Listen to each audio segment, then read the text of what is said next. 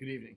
Welcome to Tim Dewey's FedWatch. I apologize for the delay in the video sequence. I know some of you may be eager to see how the box gets finished, but I did run into a little bit of a hiccup.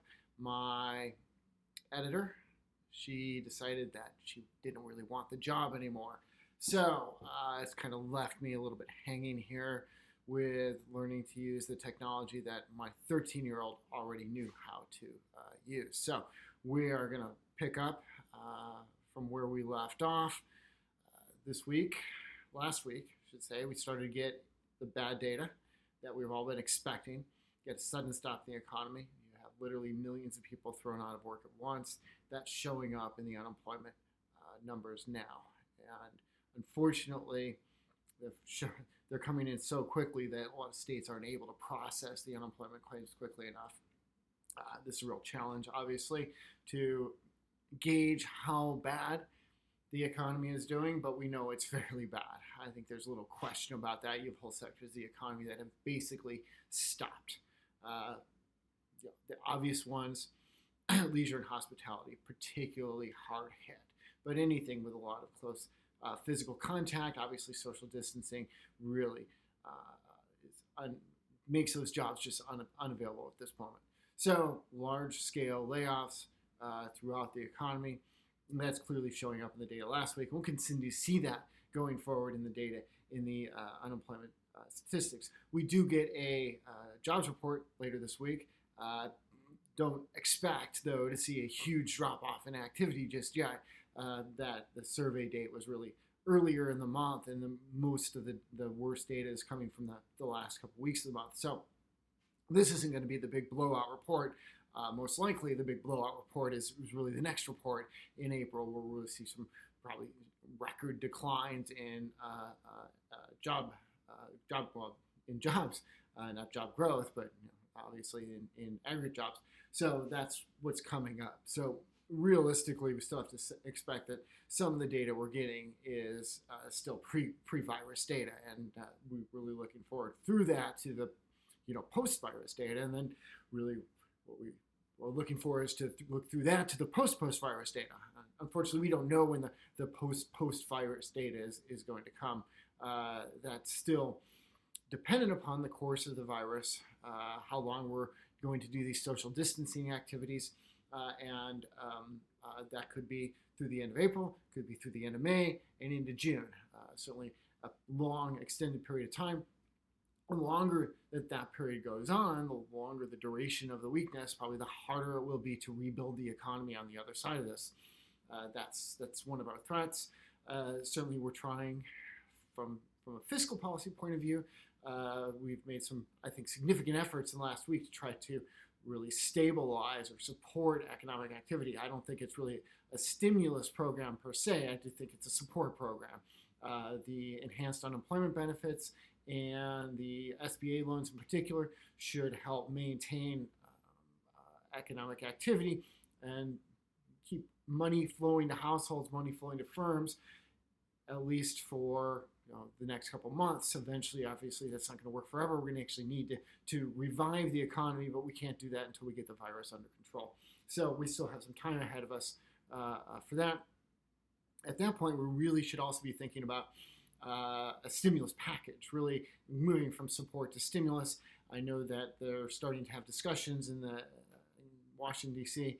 about what the next virus package will look like, and hopefully it will contain obviously a lot of aid for state and local governments so they don't have to make the recession worse by contracting their employment, and hopefully also for some maybe large-scale stimulus program in the form of infrastructure. This might be a fine time to finally get around to that issue, and hopefully that could be on the plate too. So, the nice thing is then we can sort of plan for that now and then sort of give the economy that boost in a couple months when we're going to need it to really start to pull us out of the hole that we're in. I still don't know, what shape the recovery is going to be. That's going to really depend upon how far we fall, how much damage is done into the economy, how many rolling outbreaks and rolling shutdowns we have in the future. All of that will influence the path of the recovery. But that's still far off in the future. Really, what we need to do is deal with the public health issue now, and then move on to being able to restart the economy sometime, hopefully by this summer, if not sooner. But obviously, again, the public health emergency takes priority in this particular situation. So that's what we're looking forward to. Another dismal initial claims report coming up, but not really expecting to see that in the employment report, the subsequent employment report later this week, just yet. It's for March. April is really when we'll see the real hard fall in jobs should show up at that point in time. So that's what we're looking forward to. So hopefully you can enjoy this video. I've cut down the length. I'm starting to get this better, understanding how to manage the video process. So we'll continue to work on these going forward. Thank you. All right, here's our box. It has no lid yet. It's all one solid piece. We're going to use the table saw to cut the top off of it to make our lid.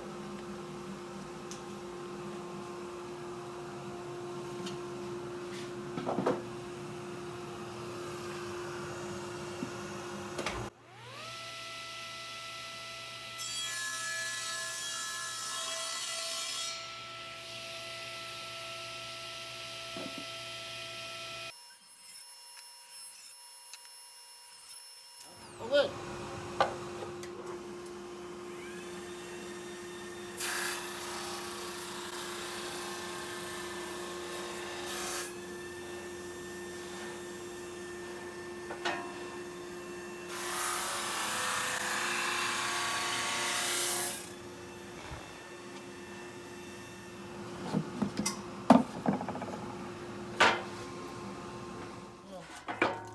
So, there's our box so far, top and a lid. The next step on the box is we want to reinforce the miters and add a little bit more decoration by cutting some splines into it for some keys. And so that's fairly simply done with a jig on the table saw. And so it's a V-shaped box holder that goes over the blade and cuts in simple notch in the wood.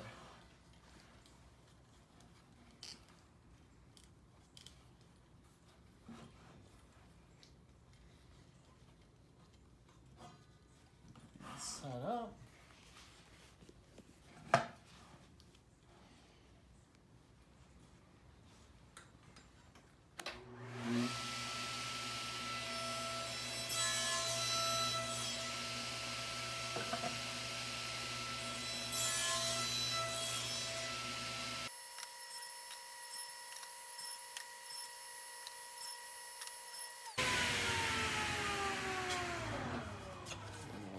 You can see the keys. So what we do is I have already made these pre-cut pieces that will slide right in. So I'll cut these up, glue them in, and then tomorrow we will see the finished project. Thank you.